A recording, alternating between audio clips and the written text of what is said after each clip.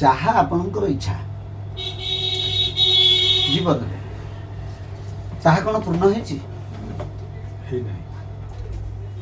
जहा इच्छा जहार कहार पूर्ण श्रीकृष्णकर होइछि श्रीकृष्ण तो अधा छाड़ी गले प्रभु श्री रामंकर भी हैनी अधारे गले कहार हैनी तेणु जनकर नाम होउछि पूर्ण ब्रह्म देखी सेठी अछि पळया ए तू आसीबु ना नहीं এই তো তাই আছি আর তা খাইবার আছে মাংস খাই দেবে कौन तू तो बस 4 दिन है देखा है नहीं हंसू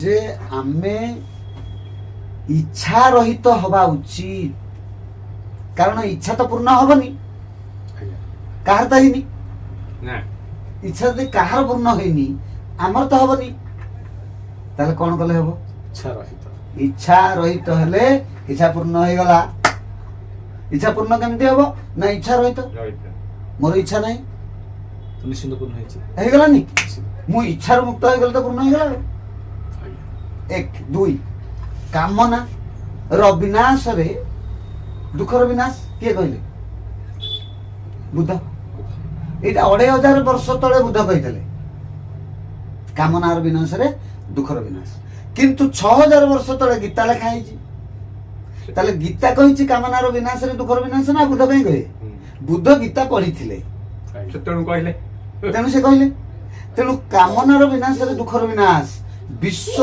प्रसिद्ध जने संत बुद्ध विश्व प्रसिद्ध जने संत बुद्ध एक कथा कहिला परे बुद्ध कहले जनकर कहार कामना गला जीव भितरे जाइनी ताले कहीं कहते एडे बड़ संतटा कहले किंतु जनकर कहार कामना जदि गलानी कि दुख गलानी से कहीं कहते कथा बेकार हो गला ग्रहण करेनी ग्रहण केमती करिवे आपण एबे ग्रहण करले देखिया केमती करूछन मु एबे कहली कामनार विनाशरु दुखार विनाश यह मोर मत नुहे यह स्वयं परम ब्रह्म जहाँ को आमे प्रभु श्री कृष्ण भाव रे ग्रहण करछे भगवान भाव रे श्रीमद गीता जहार मुखरु निसृत होईची से कहिचंती जे परम साधक परम जोगी जोगेश्वर जे जोगयुक्त अर्जुन जे निजे भगवान का सखा ताकू कहिचंती प्रभु श्री कृष्ण हे अर्जुन कामनारु मुक्त होई जा दुखर आपे विनाश भगवान श्री कृष्ण अर्जुन को कहिले श्रीमद् भगवत गीता रे कामनार विनाश रे दुखर विनाश तू कामना रहित होई जा इच्छा रहित होई जा मोह तोर नष्ट कर दे सेति पे भगवान को अष्टादश अध्याय 72 रे कहिले जे अर्जुन कहिले जे हे प्रभु मोह नष्ट स्मृति लब्धा तत्प्रसाद मयाच्युत मोर मोह गला स्मृति लब्धा स्मृति अर्थ मोर जो चेतना नष्ट होइथिला ताहा फेरी पाइला तबे तत्प्रसाद मयाच्युत हे अच्युत जहा आपण कहिवे ताहा मो पे प्रसाद निर्माल्य महाप्रसाद आपण जहा कहिवे तबे सेथि किंतु भगवान जतले कहउचंदी तुमे कामना रहित हेले कामना को विनाश कले दुखर विनाश घटिबो ये कथा अर्जुन केते ग्रहण कला छाड़ी दियंतु आमे तो पढुचे बुझुचे बुद्ध तो कहिले कामनार विनाश रे दुखर विनाश केते जण बुद्धंक अनुगामी मानकर गला बा आमे जे आलोचना करूचे केते जनकर कामना गला बा मु ए कथाटा आपन को कहली केमिति ग्रहण करिवे मते बुझाइले कामनार विनाश रे दुखर विनाश आपण केमिति ग्रहण करिवे मते बुझाइले केमिति ग्रहण कले आपनकर कामना जीवा और दुख जीवा बुझाइले कौन कले हबो बुझांतु आपण किछि नै निर्भीक भाव रे कहंतु एति किछि काहाकू कहि अफेंडेट करिया को चाहनंदी बा ज्ञान रो एति किछि ये नै आपण कोन बुझिले कहंतु आपण केमिति ग्रहण करिवे ए कथा को कहंतु आपण को मु कहली कामना को विनाश कर दियंतु आपण को दुख पळेबो बुद्ध कहले गीता रे भगवान अर्जुन को भी कहले सेंते आपण को आमे प्रवक्ता हेजु से प्रवक्ता भाव रे आपण को हम कहि देलु ଯେ ଆପଣଙ୍କର ଯୋଉ ଦୁଃଖ ଅଛି ସେ ଦୁଃଖର ମୂଳ କାରଣ ହଉଛି କାମନା। ତାର ବିନାଶ କରନ୍ତୁ। କାହାର? କାମନାର। କୋଉଥିରେ ବିନାଶ ହବ? ରାବଣ ବିନାଶ ହେଲା ବ୍ରହ୍ମାସ୍ତ୍ରରେ, କଂସ ବିନାଶ ହେଲା ଦର୍ଶନରେ। କଂସ କେବଳ ଦେଖିଲା ପ୍ରଭୁ ଶ୍ରୀକୃଷ୍ଣ, ସକଳ ଯାହା ସେ ଦେଖିଲା କୃଷ୍ଣ କୃଷ୍ଣ କୃଷ୍ଣ, ମଞ୍ଚ କୃଷ୍ଣ, ଖମ୍ବ କୃଷ୍ଣ, ପାହାଚ କୃଷ୍ଣ, ତା ପ୍ରଜା ମାନେ କୃଷ୍ଣ, ଆକାଶ କୃଷ୍ଣ, ଚାନ୍ଦ କୃଷ୍ଣ, ଯାହା ସେ ଦେଖିଲା କୃଷ୍ଣମୟ। ତେଣୁ ସେ ଦର୍ଶନରେ ମୁକ୍ତି ହେଇଗଲା। ରାବଣକୁ ବ୍ରହ୍ମାସ୍ତ୍ର ପ୍ରୟୋଗ ହବାରୁ ବିନାଶ ହେଇଗଲା। ସେମିତି ଆମ କାମନାଟା କୋଉ ଅସ୍ତ୍ରରେ ବିନାଶ ହବ କହନ୍ତୁ? ସେ ଅସ୍ତ୍ର ବୁଦ୍ଧ ଦେଲେନି ବୋଲି କାହାର କାମନାର ବିନାଶ ହେଲା ନାହିଁ। ଏବଂ ପ୍ରଭୁ ଶ୍ରୀକୃଷ୍ଣ ଅର୍ଜୁନକୁ କାମନାର ବିନାଶ କଥା କହିଛନ୍ତି ଏବଂ ଅସ୍ତ୍ରଟା ବି ଦେଇଛନ୍ତି। ନେ ବିନାଶ କର କାମନାକୁ। କାମନାକୁ ବିନାଶ କରିବା ପାଇଁ ଯୋଉ କାମନା ସୃଷ୍ଟି ହଉଛି ତାକୁ ଆଗେ ବିନାଶ କର। କାମନାକୁ ବିନାଶ କରିବାକୁ ଗୋଟେ କାମନା ସୃଷ୍ଟି ହେଇଗଲାଣି। ତେଣୁ ମୁଁ ବିନାଶ କରିବା ପାଇଁ ଯୋଉ କାମନାଟା ଜନ୍ମ ହଉଛି ତାକୁ ବିନାଶ କରିଦେଲେ ବିନାଶ ତ ହବନି। ଆଉ ମୋ ପାଖେ ତ ନା ବିନାଶ ଅଛି, ନା ଜନ୍ମ ଅଛି, ନା ମୃତ୍ୟୁ ଅଛି। ମୁଁ ଜନ୍ମ ମୃତ୍ୟୁ ରହିତ ହେଇଗଲି। ଆଉ ତତ୍ତ୍ୱଟା କେତେ ଗଭୀରକୁ ଯାଉଛି ଯେ ତୁମେ କାମନାକୁ ବିନାଶ କର, ତାହେଲେ ତମ ଦୁଃଖର ବିନାଶ ହବ। ଆରେ କାମନାକୁ ବିନାଶ କରିବା ପାଇଁ ଗୋଟିଏ କାମନା ଜନ୍ମ ହେଇଗଲା, ହେଲାନି? ଆଉ ଗୋଟେ କାମନା ଜନ୍ମ ହେଇଗଲା। ତାମାନେ ସେ କାମନାଟି ଯୋଉ ବିନାଶକାରକ କାମନା ଯିଏ ଜନ୍ମ ନେଲା ଭିତରେ, ସେଇଟା କେମିତି ଜନ୍ମ ନ ହବ ତାର ବ୍ୟବସ୍ଥାଟି କର। ତା ବ୍ୟବସ୍ଥାଟି କରିବ କାହା ଦ୍ୱାରା? ସେଇଟା କେମିତି ବିନାଶ ହବ? ତାର ଅସ୍ତ୍ର ହଉଛି ମନକୁ ନିସ୍ତରଙ୍ଗ କର। ମନ ଯୋଉ ତରଙ୍ଗାୟିତ ଅଛି, ନାଚୁଛି, ମନ ବାହାରେ ଭିତରେ ନାଚୁଛି। ବନ୍ୟା ଯେତେବେଳେ ଚତୁର୍ମାସ୍ୟାରେ ହୁଏ ସେତେବେଳେ ନଦୀ ଫୁଲେ, ଘର ବାଡ଼ି ଭସାଏ, ରାସ୍ତାଘାଟ ପାଣି ଜଳପୂର୍ଣ୍ଣ ହେଇକିରି ଭାସେ। କିନ୍ତୁ ଖରା ଦିନେ ତ ବନ୍ୟା ହୁଏନି। ତାହେଲେ ପାଣି କୁଆଡେ ଗଲା? ପାଣି ଖରା ଦିନେ ଉପରେ ନଥିଲା, ଭିତରେ ବନ୍ୟା କରୁଥିଲା। ତେଣୁ ବନ୍ୟା ଦୁଇ ପ୍ରକାରର, ଗୋଟାଏ ଉପରେ ହୁଏ ବନ୍ୟା, ଗୋଟାଏ ଭିତରେ ହୁଏ ବନ୍ୟା। ତେଣୁ ମୋ ମନ ଗୋଟେ ବାହ୍ୟ ମନ, ଗୋଟେ ଆଭ୍ୟନ୍ତରୀଣ ମନ। ଏ ଦୁଇଟା ମନ, ଯୋଉ ବାହ୍ୟ ମନ ବାହାରେ ବି ନାଚୁଛି, ଭିତରେ ବି ନାଚୁଛି ନା। ଯୋଉ ଲୋକ ବାହାରେ ପାଦ ପକେଇକି ଘୁଙ୍ଗୁର ପିନ୍ଧିକି ନାଚୁନି, ସେ ଭିତରେ ନାଚୁଛି। ତେଣୁ ଏଇ ଯୋଉ ଭିତର ବାହାରକୁ ସମାନ କର ହେ ଅର୍ଜୁନ। ସମଦର୍ଶୀ ଯେଉଁ ନର ତାପାଦେ କୋଟି ନମସ୍କାର। ସେ ସାନ ବଡ କିଛି ଦେଖିବନି ତା ଜୀବନରେ। ନା ଛୋଟ ନା ବଡ, ନା ଧନୀ ନା ଗରିବ, ନା ମୂର୍ଖ ନା ପଣ୍ଡିତ। ସେ କେବଳ ଆତ୍ମମୟ ଭାବରେ ଦର୍ଶନ କରିବ ଯେ ଛୋଟ ପିଲା ନୁହଁ, ଇଏ ଗୋଟିଏ ଆତ୍ମା। ସବୁ ସମାନ। ଶରୀର ସିନା ଛୋଟ କିନ୍ତୁ ସେ ଗୋଟିଏ ଆତ୍ମା। କୋଉ ଆବାହମାନ କାଳରୁ ସେ ଆତ୍ମାର ଯାତ୍ରା ଆରମ୍ଭ ହେଇଛି, କେଉଁ ଅନନ୍ତ କାଳ ପର୍ଯ୍ୟନ୍ତ ସେ ଯାତ୍ରା କରିବ ତାର କିଛି ଆମେ ଭାଗମାପ ପାଇବୁନି। ତେଣୁ ଆମେ ସମସ୍ତଙ୍କୁ ଆତ୍ମମୟ ଦର୍ଶନ ଯଦି କରିବୁ, ତାହେଲେ ଆମ ଭିତରେ ଜନ୍ମ ନେଉଥିବା ବିନାଶକାରକ କାମନା ଗୁଡ଼ିକ ବିନାଶ ହେଇଯିବେ। ଆମେ ସମସ୍ତଙ୍କୁ ଆତ୍ମା ରୂପରେ ଦେଖିଲେ ଆଉ ବିନାଶ କାହାକୁ କରିବୁ? ମାନେ ସେ ନିଜେ କହିଛନ୍ତି ନ ଏନଂ ଛନ୍ଦନ୍ତି ଶସ୍ତ୍ରାଣୀ ନନଂ ଦହତି ପାବକଃ ନଚ ଏବ କ୍ଲେଦନ୍ତି ଆପ ନ ଶୋଷୟତି ମାରୁତ। ଶ୍ରୀମଦ ଭଗବତ ଗୀତା 2ୟ ଅଧ୍ୟାୟ 23 ଶ୍ଲୋକରେ ଭଗବାନ କହିଲେ ଯେ ଯାହାକୁ ଆତ୍ମାକୁ ଅସ୍ତ୍ର ଖଣ୍ଡ ବିଖଣ୍ଡିତ କରିପାରେ ନାହିଁ, ଜଳ, ବାୟୁ, ଅଗ୍ନି କେହି ତାକୁ ବିନିଷ୍ଟ କରିପାରନ୍ତି ନାହିଁ, ସେ ନିଜେ ହଉଛି ସ୍ୱୟଂଭୂ ପରମାତ୍ମାଙ୍କର ଅଂଶ ଆତ୍ମା। ତେଣୁ ଆତ୍ମା ଯେତେବେଳେ ଆତ୍ମାମୟ ଆପଣ ଦେଖିବେ, ବିନାଶ କରିବେ କାହାକୁ? ତ ଆତ୍ମାମୟ ଆପଣ ଦେଖିଲେ କାମନା ସୃଷ୍ଟି ହବନି। କାମନା ତ ସୃଷ୍ଟି ନହେଲେ ଖେଳ ଖତମ। ଆଉ ଦୁଃଖ କାହିଁ ରହିବ? ଆପଣଙ୍କର ଇଚ୍ଛା ରହିଲେ ଦୁଃଖ ରହିବ, ଆସକ୍ତି ରହିଲେ ଦୁଃଖ ରହିବ। ପାପର ଜନ୍ମ 16ଟା ଅବସ୍ଥା ପରେ। ପାପ ହଠାତ୍ ଜନ୍ମ ନିଏନି। ପାପ ଜନ୍ମ ନେବ, ଏ ପିଲାଟି ମତେ ଭଲ ଲାଗୁଛି, ଏଇଠି ଜନ୍ମ ନେଲା ସ୍ପୃହା, ଏ ଦ୍ରବ୍ୟ ମତେ ଭଲ ଲାଗୁଛି। ସେ ସ୍ପୃହା ଜନ୍ମ କରେଇଦେବ ଇଚ୍ଛାକୁ। ଇଚ୍ଛା ଜନ୍ମ ହେଲା, ଏ ପିଲାଟା ମୋର ଦରକାର। ଏଇ ଇଚ୍ଛା ଜନ୍ମ କରିବ ଆସକ୍ତିକୁ। ତା ପ୍ରତି ମୁଁ ଆସକ୍ତି ହେବି, ବାରମ୍ବାର ତାରି କଥା ଭାବିବି, ତା କଥା ମନେ ପକେଇବି। ଆସକ୍ତି ଏଠି ସୃଷ୍ଟି ହେଲା। ତେଣୁ ଆସକ୍ତି ରୁ ଜନ୍ମ ନବ, ଅନାସକ୍ତ ତ ଆମେ ହେଇନେ, ଆମେ ଆସକ୍ତିରୁ ଜନ୍ମ ନଉଛୁ। ସେ ଆସକ୍ତି ଜନ୍ମ ନେଇଛି ଇଚ୍ଛାରୁ, ଇଚ୍ଛା ଜନ୍ମ ନେଇଛି ସ୍ପୃହାରୁ। এই ଆସକ୍ତି ପରେ ଆଗ୍ରହ ସୃଷ୍ଟି ହବ।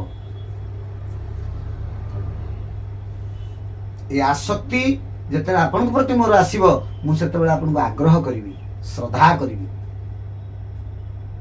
ତାପରେ ଜନ୍ମ ନେବ କାମନା, ଆଙ୍କୁ କେମିତି ମୁଁ ନିଜର କରି ରଖିବି। ସେଇ ଯୋଉ କାମନା ଯେତେବେଳେ ଜନ୍ମ ନେବ, ଆପଣଙ୍କୁ ନିଜର କରି ରଖିବାକୁ ସେ କାମନା ଏତେ ମଜବୁତ କରେଇଦବ ଯେ ତାହା ଲୋଭରେ ପରିଣତ ହେଇଯିବ। ମୁଁ ଆଉ ମୋଟେ ଆପଣଙ୍କୁ ଛାଡିବାକୁ ଚାହୁଁନି, ଏଇ ମୋଟେ ଛାଡିବାକୁ ଚାହୁଁନି ଅବସ୍ଥାଟା ଲୋଭରୁ ମୋହ ଜାତ ହେଇଗଲା। ମୁଁ ମୋହଗ୍ରସ୍ତ, ଆପଣଙ୍କ ବିନା ମୋର ଆଉ କେହି ନାହିଁ। এই অবস্থা যেତେବେଳେ মোহগ্রস্ত ଆପଣ ହେବେ, সেই মোহ ଆପଣ ଯେତେବେଳେ ଅଧିକାର ସାବ୍ୟସ୍ତ କରିପାରିବେନି, ମୁଁ ଆପଣଙ୍କୁ ସମଗ୍ର ମୋର କରି ରଖିବାକୁ ଚାହୁଁଥିଲା ବେଳେ ଆପଣ ଯେତେବେଳେ ମୋର ହବାକୁ ଆଉ ଚାହିଁବେନି, ସେଇଠି ଜନ୍ମ ନେବ କ୍ରୋଧ। ସେଇ କ୍ରୋଧକୁ ମୁଁ ଆୟତ କରି ନ ପାରିଲେ ଜନ୍ମ ନେବ ହିଂସା। ସେ ହିଂସାକୁ ଆୟତ କରି ନ ପାରିଲେ ଜନ୍ମ ହେବ ଅପରାଧ, ହତ୍ୟା, ବଳ ପ୍ରୟୋଗ, ବଳତ୍କାର। ସେଇଠୁ ଜନ୍ମ ନେବ ପାପ। 16ଟା ଅବସ୍ଥା ପରେ ଆପଣଙ୍କର ପାପର ଜନ୍ମ ହେଲା। ତାହେଲେ ତାର ମୂଳ ରୁଟ୍ କଣ ନା ସ୍ପୃହା। ସ୍ପୃହାରୁ ସବୁ ସୃଷ୍ଟି। ଗୋଟେ ଦ୍ରବ୍ୟ ମୁଁ ଦେଖିଲି, ମୋର ଗୋଟେ ସ୍ପୃହା ଆସିଗଲା। ଏଥିରୁ ଇଚ୍ଛା ରହିତ ଅବସ୍ଥାକୁ ଯଦି ଆପଣ ନ ଯିବେ, ଆପଣଙ୍କର କାମନାର ବିନାଶ ଘଟିବ ନାହିଁ। ଆପଣଙ୍କର କାମନା ରହିବ, ଅର୍ଥ ଦୁଃଖ ରହିବ। ଏଥିରୁ ମୁକ୍ତ ପାଇବାକୁ ହେଲେ, ମୁକ୍ତ ହବାକୁ ହେଲେ ଏକମାତ୍ର ଉପାୟ ଯେ ମୁଁ ମୋ ମନକୁ, ଯୋଉ ଚଞ୍ଚଳ ମନ, ତାକୁ ନିଶ୍ଚଳ କରିବି। ମୋର ଯୋଉ ମନ ଅଛି ଅଶୁଦ୍ଧ, ତାକୁ ଶୁଦ୍ଧ କରିବି, ପବିତ୍ର କରିବି। ମନ କହୁଛି ମାଂସ ଖାଇବାକୁ, ମାଂସଟା ଗୋଟେ ଶବ, ଗୋଟେ ଜୀବ ହତ୍ୟାରୁ ଜନ୍ମ ନେଲା। ମନ କହିଲା, ମନ କହିଲା, ମନ କହିଲା ବୋଲି ତମେ ଗୋଟେ ଜୀବ ହତ୍ୟା କରିକିରି ମାଂସ ଖାଇଲ, ଏବଂ ଶବ ପଡ଼ିବା କଥା ମଶାଣିରେ, ହାଡ଼ କଣ୍ଟା ଏଗୁଡ଼ାକ ପଡ଼ିବା କଥା ମଶାଣିରେ, ଆପଣ ତାକୁ ଘରକୁ ଆଣିକିରି ମନ୍ଦିରକୁ କଲେ ମଶାଣି ଏବଂ ଖାଇଲେ, ଆପଣ ଦୁଃଖ ଭୋଗିବେ। ଆପଣଙ୍କ ପାଇଁ ଦୁଃଖ ଥୁଆ ହେଇଗଲା। ଆପଣ ଯାହା କରିବା କଥା ନୁହଁ ତା କଲେ, ତେଣୁ ଅକର୍ମ କଲେ। ଇଏ ଯୋଉ କୁକର୍ମ, ଏଇଟା ହଉଛି କୁକର୍ମ। ଏ କୁକର୍ମ ଯୋଉ କଲେ, ଏ କୁକର୍ମର ପରିଣାମ ଆପଣଙ୍କୁ ଆଜି ନହେଲେ ମଧ୍ୟ କାଲି ଭୋଗ କରିବାକୁ ହବ। ସେତେବେଳେ ଆପଣ ଭାଗ୍ୟରେ ଥିଲା କହିବେ, କିନ୍ତୁ ନିଜ କର୍ମରୁ ଏଇଟା ଜନ୍ମ ନେଲା, ଆପଣ ବୁଝୁନାହାନ୍ତି। ଆପଣ ବୁଝନ୍ତୁ ଯେ ମୁଁ କର୍ମରୁ ଏ କଥା କରିଛି। କର୍ମ କରେଣେ ପାଏ ଦେହ ଗୋବିନ୍ଦ, ଏ କର୍ମ କରେଣେ ପାଏ ଦେହ, ଏଣୁଟି କର୍ମ ଦୁଃଖମୟ ଗୋବିନ୍ଦ। কর্ম করেণ পায়ে দেহ গোবিন্দ, কর্ম করণে পায়ে দেহ। বুঝন্তু, কর্ম কলে দেহ মিলিব। কেউ কর্ম মানে প্রবৃত্তি এবং নিবৃত্তি। তেণু প্রবৃত্তি কর্ম যদি আপন করুচন্তি, নিবৃত্তি কর্ম আপন করুনাহান্তি, বারম্বার আপন দেহ পাইবে, জনি জন্ম হেবে, বারম্বার দুঃখ ভোগ হব, বারম্বার দুঃখ ভোগ হব। ତେଣୁ ପ୍ରବୃତ୍ତି କର୍ମ ଏବଂ ନିବୃତ୍ତି କର୍ମ, ୟା ସମ୍ପର୍କରେ ଜ୍ଞାନ ଅର୍ଜନ କରିବାକୁ ହେବ। ତେଣୁ କୋଉ କର୍ମ କଲେ, କର୍ମ କରେଣେ ପାଏ ଦେହ, ଏଣୁଟି କର୍ମ ଦୁଃଖମୟ। ଧନ ଅର୍ଜନେ ଧର୍ମ କରି, ଧର୍ମେ ପ୍ରାପତ ନରହରି। ଧନ ଅର୍ଜନେ ଧର୍ମ କରି, କୋଉ ଧନ? ଏଇଟା ଟଙ୍କା ପଇସା ଧନ ନୁହେଁ। ଇଏ ଧନ ହଉଛି ଆପଣଙ୍କର ଜ୍ଞାନ ଧନ। କୋଉ ଜ୍ଞାନ? ନା ସଦ୍ଜ୍ଞାନ। ସଦ୍ଜ୍ଞାନ କାହାକୁ କହନ୍ତି? ନା ଇଏ ଜଗତ ମିଥ୍ୟା, ବ୍ରହ୍ମ ହିଁ ସତ୍ୟ। ଆମେ ଅନିତ୍ୟକୁ ସତ୍ୟ ଭାବରେ ଗ୍ରହଣ କରିଛୁ। ଏ ଘର ମୋର, ଏ ପୁଅ ମୋର, ଏ ଯୌବନ ମୋର, ଏ ଜ୍ଞାନ ମୋର, ଏ ଗାଡ଼ି ମୋର, ଏସବୁ ମୋର। ଅବସ୍ଥାରୁ ମୁକ୍ତ ହବା ହଉଛି ସତ୍ୟ ଜ୍ଞାନ। ତେଣୁ ମୁଁ ମୋର ଅବସ୍ଥାରୁ ଯେ ପର୍ଯ୍ୟନ୍ତ ମୁଁ ମୁକ୍ତ ନୁହେଁ, ସେ ପର୍ଯ୍ୟନ୍ତ ମତେ ସଦ୍ଜ୍ଞାନ ପ୍ରାପ୍ତ ହବ ନାହିଁ, ସତ୍ୟ ଜ୍ଞାନ ପ୍ରାପ୍ତ ହବ ନାହିଁ। ଏବଂ ସତ୍ୟ ଜ୍ଞାନ ଯାହାକୁ ପ୍ରାପ୍ତ ହେବ ସେ ଜୀବ ହତ୍ୟା କରିପାରିବନି, ଚୋରି କରିପାରିବନି, ପରଦାରା କରିପାରିବନି, କାରଣ ଏ ଦେହଟା ତାର ନୁହଁ, ଏ ଦେହଟା ପରମ ପିତା ପରମାତ୍ମାଙ୍କର। ତେଣୁ ମନ୍ଦିର ଭିତରେ କୁକୁର ଝାଡ଼ା କରେ ନାହିଁ। ତେଣୁ ଏ ଦେହରେ ଯଦି ପାପ ଜନ୍ମ ହେଲା, ଭାବି ନିଅନ୍ତୁ ଯେ ଏ ମନ୍ଦିରରେ କୁକୁର ବସିକି ଝାଡ଼ା ପରିସ୍ରା କରୁଛି।